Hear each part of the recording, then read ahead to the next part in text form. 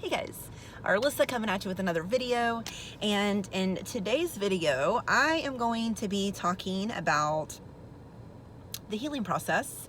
And in a past video I've talked about healing process and where you kind of start with your healing and what to do with that, but I really want to highlight how to be gentle with yourself through the healing process, how we take care of ourselves and make sure that we're doing okay, because when we're doing a lot of healing, we are our one and only true confidant. We are the only ones that are there with us through everything in our life, but also every step of the way for everything that we're doing, challenges that we're going through, healing processes, obstacles, happy times, all of the things, right? We are our best and most valuable confidant to ourselves. So when we are going through like challenging times and things like that, especially with the healing journey, because guys, the healing journey, right, it's not easy. Because, right, you have to kind of relive things to a certain degree with your emotions in order to release them. You got to pull them out, you got to feel them, and you got to release them. And then not only that, when you choose to release, it doesn't just release, right? You have different obstacles that come up that test you. They will test you on how to act in maybe the same situation with either the same person or a different person, with different things going on, or a situation that is awfully similar but maybe a different location, or there may be like certain tweaks that could be different, but we are tested and we are put through other situations to prove to ourselves how far we've come. We have to. So through the healing process, the things that you are healing, you will be tested on through the healing journey to test you and see where your willpower is to make those changes, okay? Where your determination is and where you are and how you evaluate yourself through this process. So, let me switch hands here. So, a couple of ways to be really gentle with yourself. So a couple of things that are typical whenever we're going through the healing process and is that when we start having like tests or emotions come up after we think that we've done a big release, then we start to negative talk ourselves like, you're so dumb for thinking this. Oh my God, why are you still thinking this way? We're impatient with ourselves. We almost like, reprimand ourselves so harshly because we feel like we should be further. But the truth is that where we are is where we are in our healing journey. And so it doesn't mean that you're failing at your healing journey. It just means that we have like repercussions, like, I don't know if it's repercussions. What is it called? Not fallout, but, I was thinking to myself, like when an earthquake happens and then you have those tremors afterwards. I forgot the name, but that's what I'm thinking, something like that. And so whenever you go through your healing process, you have certain like tremors and tests that come up. So it's not that you're not moving through your healing journey. It's that you are being tested. And if you're being tested, then you know that you are making progress, because you're not going to be tested, through your progress unless you're making progress. So don't negative self-talk yourself, right? Don't go down on yourself. Don't. That sounded weird. Shut up. I know some of you were like, Anyways, I have the weird sense of humor that just came out. I'm not going to let it be known, but if you're like me, you got a good giggle at that. You know what I'm talking about. Anyways, don't be too hard on yourself. Be gentle with the way that you talk to yourself. If you're like, I'm so weak because I'm crying. Hey, the tears are the body's way of releasing, okay? Other ways of making sure that you can be really gentle with yourself, and this is something that I have just recently realized, or really, I guess not really realized, I learned, and therefore through the learning process you have these realizations that you mix in with your other things that you come to discover about your healing processes and things like that. Work with your body. Move your body. So here's the deal. We can only release trauma and emotions and things like that on a very energetic and spiritual level within ourselves. So it's very important for you to remember that our body is also tied to this. We store trauma and emotions in the body, in our mind, right, we have the memories and we have all of the things that go on with the mind that ticks, but the body is what brings that emotion, not the mind, right? The mind triggers the emotion within the body.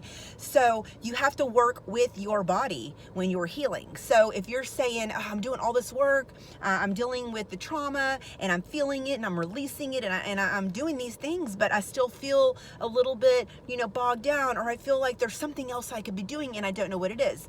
Move your body, right? And I don't mean exercise. You can exercise, but the body needs certain movements. So you can do like pelvic gyrations. You can move your body in all kinds of different ways and be sure that you're breathing, okay? Look up different things online. How can I, facilitate trauma moving out of my body? Okay, so how can I facilitate releasing these emotions and this energy out of my body because it's stored? So that's something not only can you look up, but it will also increase your own knowledge in how to best do that. I encourage people to do that. I also offer those services, so not trying to plug and get your money. Look, money isn't a real big deal when it comes to this. What's important is people healing. So if you have questions or you have anything, please get a hold of me and not think that, oh, it's going to cost money to do this. Well, guys, I'm on a journey to not only help myself, but help others. So if you need help and you're interested and you really need this, don't let any type of feeling that you have to have a certain amount of money keep you from doing what you need to do or what you feel like you're being called to do when it comes to your own personal healing or your own what you need in your life. Okay, so I want to put that out there. So, but you can do things. This is why exercising does a lot, and people feel like they get a lot accomplished because they're moving their body around.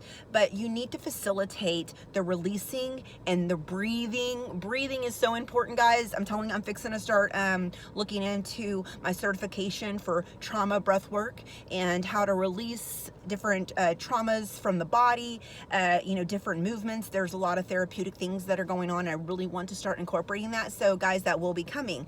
But in the meantime, these are things that you can look up and you can do. So not only should you be releasing from your mind and your spirit and your soul and what it holds on to, but you also need to be releasing from your body. So find ways to move your body and breathe through those movements and also release. And then it's just about paying attention to your body.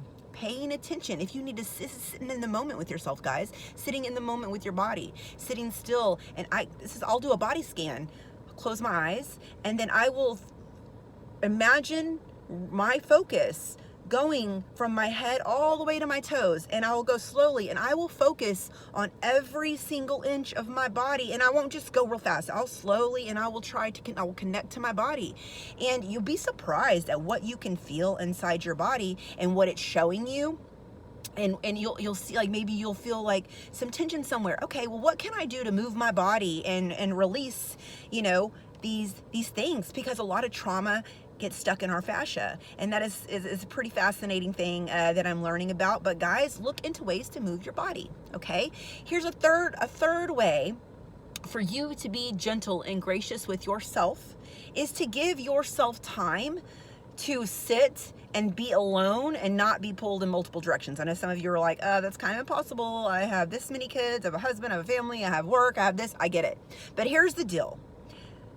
Whenever you want to do something, or whenever you want a certain dress, or you want pants, or guys, outfit, or whatever, whenever we have something that we want that we feel like is going to make us better, or is something that we grab onto like a hobby, we make time for it. If we want to see somebody that's important to us, we make time for it, do we not? So put yourself first and say, I need to make time for myself because I am the most important person in my own individual life. Because guess what? Yes, our kids and things like that, guys, but let's not get distracted with that. I'm not saying that, they aren't important. What I'm saying is you have to do this for yourself in order to be the best version and the healthiest version for the people that are important for you. So give yourself time and space, even if it's 5 minutes. Find that one thing that you can clear your mind and close all the other distractions out the best to your ability, and just sit with yourself in the moment. Do the scan I talked about, maybe run the day through, or even look into ways to meditate. Meditation really is an amazing tool You know, we all go in and out of it. We can find ways to meditate. You can go and stare at the ocean for 30 minutes, and that is meditation, because you're taking your focus on something that is helping to facilitate movement within your body and within your mind and your other energetic systems that you can't see. Okay, like your chakra system, your biofield, your auric field. Like, we have a lot of these things that go. So fourth, maybe look into things like that, like your chakra system. It never hurts to look and to expand your knowledge and your understanding about things. You don't have to believe it, but you can. I look and read into things that I don't necessarily believe, but I want to understand better, so that I can give my mind and my thought processes the opportunity to expand if I need to, right? Which we always should. Anyways, so, doing something like that. And I don't think I have too much more to mention. Actually, I think those covers it. I don't like mentioning too many things. I like mentioning the first things that I started out with that I still incorporate in my everyday routine. And also, as I'm learning, I just now, recently, over the past month, started to understand and learn of how important it is to work with your body when you are healing, and not just your mind and your emotions, right? So, whoa. So, passing it on to you guys. So that's the thing, is like, once you become open-minded to the healing journey within yourself, you will be surprised at not only what you find out about yourself, but what you find out about how willing you are to expand your own mind and your own knowledge about how to better enrich your own life, because you're putting more focus on your mental health and your emotional health and your physical health. It's not called mind, body, and soul for a reason. I mean, for no reason. It's not called that for no reason. Mind, body, and soul, all three need to be brought into balance, okay, together. And this is so important for all three to be, working together and on the same frequency, and yeah, just focus on that, guys. I almost lost my train of thought, but I've done this video. It's 11 minutes, and I ain't gonna stop it just for me screwing it on up. So, guys, I don't have too much more to say, just those few points, okay? So, really, really quick go over it again. To be gentle with yourself. Stop that negative talk. Stop that negative self-talk, and understand that it is a process, and that you will go through tests, and you will go through different points where you have to test your own self and see if you've actually healed, and you start to create those better habits and those better way of dealing with things. Okay, guys, 2, move your body. Not only your mind, stimulate your body, get it moving anything that could be built up and stuck. And then 3, guys, I forgot what I said 3 was. Just do all the things. Give it a shot, guys. Focus on yourself, building your knowledge, and looking into your chakra systems, and how you can work with your energetic body, and as well as your physical body, guys. So those are a few little tidbits on how to do that. I'm going to get going. I got to get back to work. I just wanted to take a quick break and tell you what was on my mind. I appreciate everybody who watches my videos, and I hope everybody had a good Thanksgiving. So